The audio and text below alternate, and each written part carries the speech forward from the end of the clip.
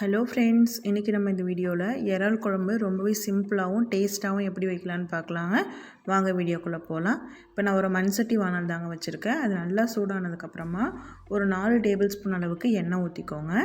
எண்ணெய் நல்லா சூடானதும் 1/2 டீஸ்பூன் அளவுக்கு கடுகு உளுத்தம் பருப்பு, கடுகு நல்லா பொரிஞ்சதும் ஒரு 15 வெங்காயம் இந்த மாதிரி கட் பண்ணி வச்சுருக்காங்க. அதை சேர்த்துட்டு இது நல்லா வதங்க விட்டுருங்க. இது கூடவே கொஞ்சமாக கருவேப்பிலை தழையும் சேர்த்து கொஞ்சம் உப்பு சேர்த்தோம் அப்படின்னா சீக்கிரமாக வெங்காயம் வதங்கிடுங்க. இது நல்லா வதங்கட்டும். இப்போ பாருங்கள், நல்லா வெங்காயம் வதங்கிடுச்சு. இப்போது ஒரு 2 தக்காளி எடுத்து வச்சுருக்கேன். இந்த மாதிரி கட் பண்ணி நம்ம சேர்த்து இதையும் நல்லா வதக்கி விட்டுக்கலாங்க. இப்போ பாருங்கள், தக்காளியும் நல்லா வதங்கிடுச்சு. இப்போது 1 கிலோ அளவுக்கு நான் இறால் எடுத்துருக்கேங்க. நல்லா வாஷ் பண்ணி க்ளீன் பண்ணி எடுத்து வச்சுருக்கேன். இப்போ நம்ம இறாலையும் உள்ளே சேர்த்துடலாம்.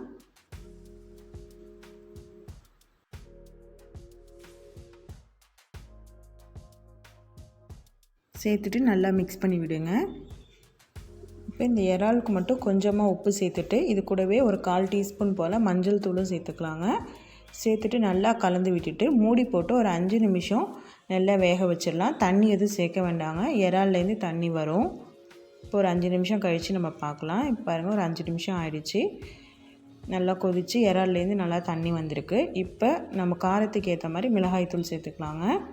ஒரு 3 டேபிள் ஸ்பூன் அளவுக்கு மிளகாய்த்தூள் சேர்த்துருக்கேன். உங்கள் காரத்துக்கு ஏற்ற மாதிரி நீங்கள் பார்த்து சேர்த்துக்கோங்க. நல்லா கலந்து விட்டுட்டு இப்போ இதில் நம்ம முருங்கைக்காய் சேர்க்க போகிறோங்க. முருங்கைக்காய் சேர்த்து நம்ம இறால் குழம்பு வைக்கிறப்ப ரொம்பவே டேஸ்ட்டாக இருக்கும். நான் ஒரு 3 முருங்கைக்காய் எடுத்து இந்த மாதிரி கட் பண்ணி வச்சுருக்கேன். இதில் சேர்த்துட்டு நல்லா கலந்து விடுங்க. இப்போ இதில் ஒரு 1/2 கிளாஸ் அளவுக்கு நம்ம தண்ணி சேர்த்துக்கலாம். உங்களுக்கு வந்து குழம்பு மாதிரி நல்லா தண்ணியாக வேணும்னா நீங்கள் இன்னும் கொஞ்சம் கூட தண்ணி சேர்த்துக்கலாங்க.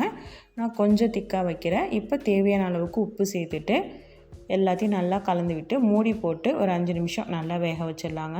பாருங்கள், ஒரு 5 நிமிஷம் ஆகிடுச்சுங்க. முருங்கைக்காலாம் நல்லா வெந்துருச்சு.